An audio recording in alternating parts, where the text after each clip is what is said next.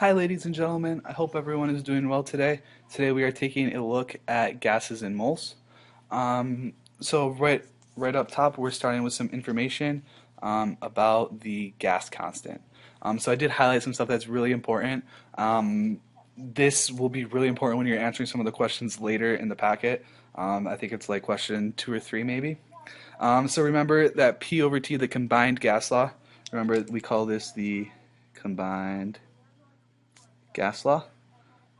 Is a constant as long as the number of moles of a gas remains unchanged. Remember, number of moles relates to the number of molecules you have, the amount of a gas.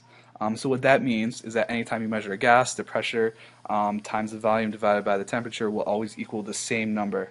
So when you use this formula, it will always be the same number unless the amount of the gas changes. We are going to start exploring that with Table 1 and Table 2. So we are going to have to do some calculations like we did in the previous Chemquest. We're going to be using both tables this time. In the first table, you'll notice that the moles are constant. In the second table, you'll notice that the number of moles changes. So question 1, you need to prove that PV over T is constant for table 1, but not for table 2. So we do this by using our relationship. P1V1 over T1 will equal P2V2 over T2. You have to do this for both tables. For table 1, you can use any two trials, A, B, or C. For table 2, you can use any trials D, E, and F. Remember, you will not get the same answers for D. That's how we know it's not true. Question 2. Question 2. So it is question 2 that relates back to the first paragraph.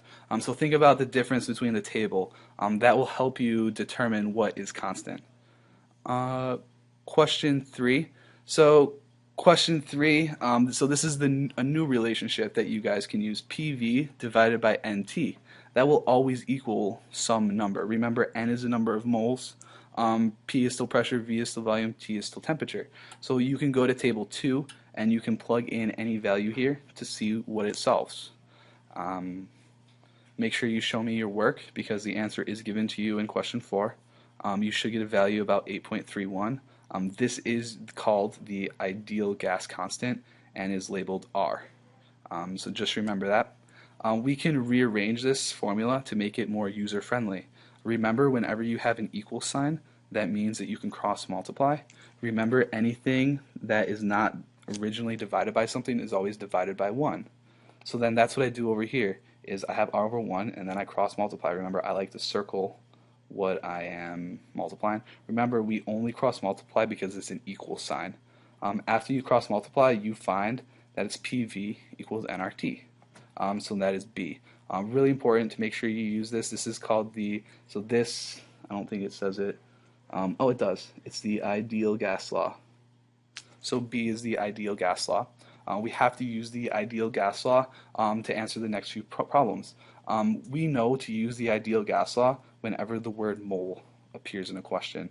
Any of the other gas laws we don't we use when temperature is constant, pressure is constant, volume is constant. We use the ideal gas law when you have moles present. So I do this the same way. I underlined mole, which tells me I use PV equals nRT. I then identified all of my variables. So pressure is 215. Volume is what we're solving for because it tells us calculate V. It tells us temperature is 318, and tells us the moles is 2.35. And then we do use R. R is always 8.31. So remember, R equals 8.31 all the time. All the time. Whoops. Postpone. So then next we can plug our values in. So we can plug in 215 for the pressure. We don't need to put anything in except V for the volume. That is going to equal our N, 2.35. And then that's going to equal our R, 8.31. And then that is multiplied by 318.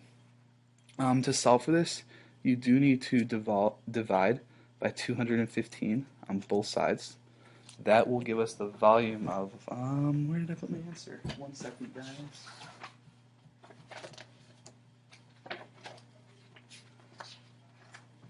That gives us a volume of 28.88 liters.